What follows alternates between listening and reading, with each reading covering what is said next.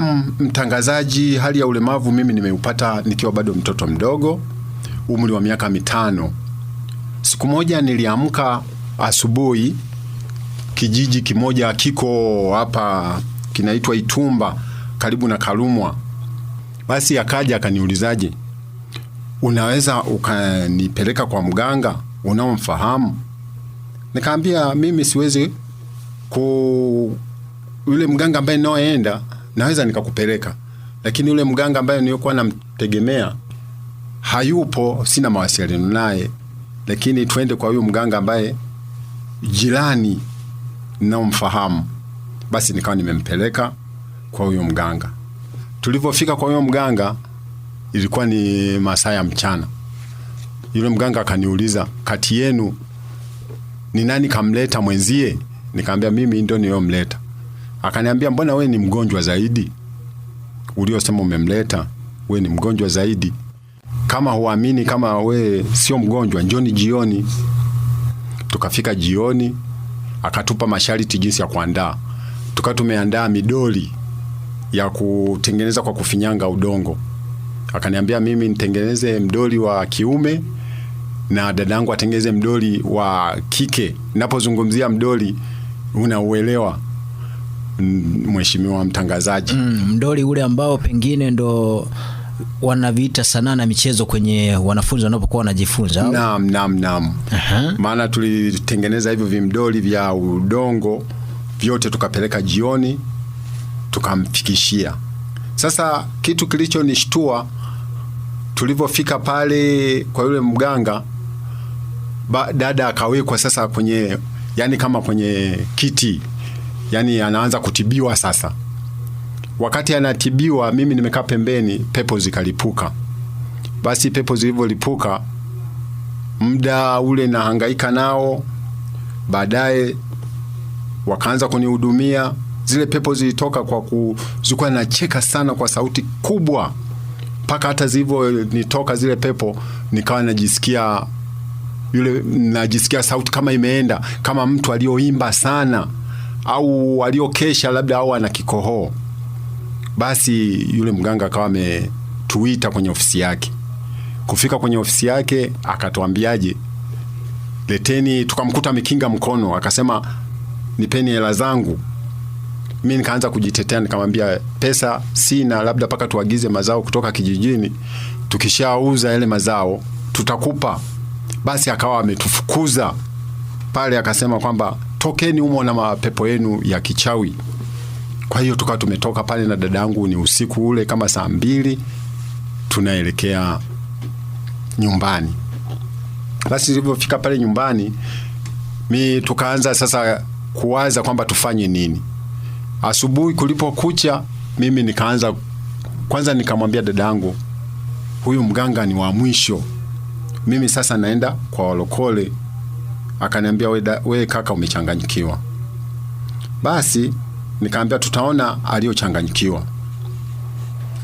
Tukawa asubuhi kulipokucha, nikaanza kutafuta utafiti, sasa naendaje kwa hao walokole. Sijawahi kuingiemo hata siku moja. Nikaanza kumtafuta binamu yangu, alikuwa ameokoka kipindi fulani, tuko naye kijijini, kwa jina anaitwa Mawazo. Akawa ameokoka. Nikamwona kwa nini akili zake namuona sasa zimetulia, kumbe huku nikiokoka na mimi labda tapata utulivu. Basi kakaa kama siku ya 3, nikamwelezea, bwana, hapo kanisani kwenu mnapokea wageni siku gani? Akaniambia siku ya Ijumaa, na wakati huo siku hiyo ilikuwa ni siku kama ya Jumatatu. Kwa hiyo mimi nilivumilia siku hizo alizoniambia kwamba paka nisifikie, kwa sababu nilikuwa nimeazimia kabisa niende na mimi kwa walokole. Enzi hizo naita walokole.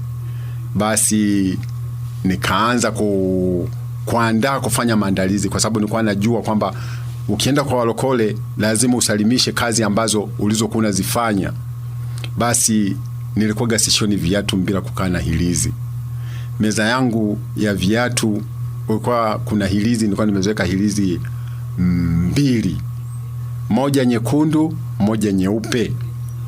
ambayo meza ilivyokaa upande wa jua linapotokea inakuwa ni nyekundu, na nyingine upande kama wa magharibi inaweka hilizi nyeupe.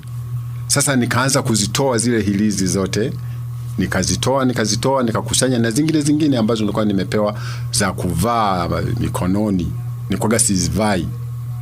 Basi nikazikusanya, nikaelekea kanisa moja liko hapa katikati hapa Ipuli,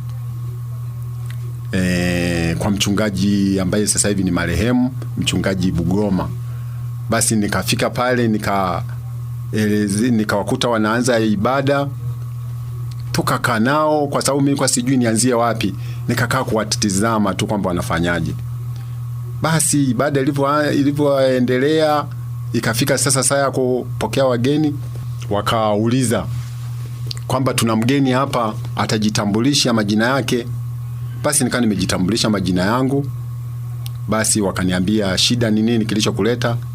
Nikamwambia mimi nimekuja kuungana na nyinyi. Basi wakawa wameniongoza sala ya toba, ambaye niliona kama ni ajabu sana, kwa sababu sala hii ya toba naisema kwa sababu nimeshakuwa tayari, na mimi nishakuwa upande ule. Kwa kipindi hicho nilikuwa sijui. Walianza kuniambia kwamba nitubu dhambi. Kwanza nikawa nashangaa, mimi na dhambi? Basi nikaendelea kusema yale maneno ambayo walioniambia. Basi tayari nikawa nilivyomaliza kuniongoza yale maneno waliokuwa kiniambia, tayari wakaniambia umesha kuwa mwanachama mwenzetu, umeokoka. Nikabaki kumbe hivi ndio kuokoka. Basi nikaanza kwenda kwenye mafundisho kila Jumaa. Ilikuwa nahisi ilikuwa kama Jumatano na Ijumaa na Jumapili, siku ya ibada. Basi nikaanza kuishi vile. Sasa nikawa bado nina hofu, kwa sababu vile vitu vya kuweweseka vilikuwa vinanisumbua sana. Hata kuomba nilikuwa sijui kwamba wanaombaje. Sasa nilikuwa na mwenzangu ambaye ni mke wangu, yeye alikuwa nilimwambia kwamba mimi nimeokoka. Kipindi hicho wote tulikuwa tuko upande mmoja. Basi na yeye akawa ameenda na yeye akaokoka. Sasa wakati wa maombi ile ya usiku, tunapoendelea kuomba, tukawa kwanza mwanzo nilikuwa naomba kwa kimya, naona aibu kwamba naomba watu wasinisikie. Kadiri nikashangaa, nikawa naomba kwa sauti kubwa, naomba. Kwa hiyo mwisho sasa nikawa nimekomaa, sasa nimejifunua mbele za jamaa na ndugu zangu kwamba jinsi nilivyo hama upande ule nimeingia upande mwingine wa uokovu. Wakaanza sasa, hapo ndipo vita vilipoanzia. Okay, kabla tujaendelea kwenye juu ya jamaa na ndugu zako na nini ambavyo tunafahamu kabisa kuna ukinzani hapo unapompokea Yesu. Sasa kuna jambo ambalo umetugusia huko nyuma kwamba nyoka alikuwa anaingia kwenye mwili wako kama unaota. Hiyo hali ilikuwa inatokana na nini, au chanzo chake kilikuwa ni nini? Kwa kweli, ndugu mtangazaji, mimi nilikuwa sijui kwamba kilikuwa inatokea ni nini.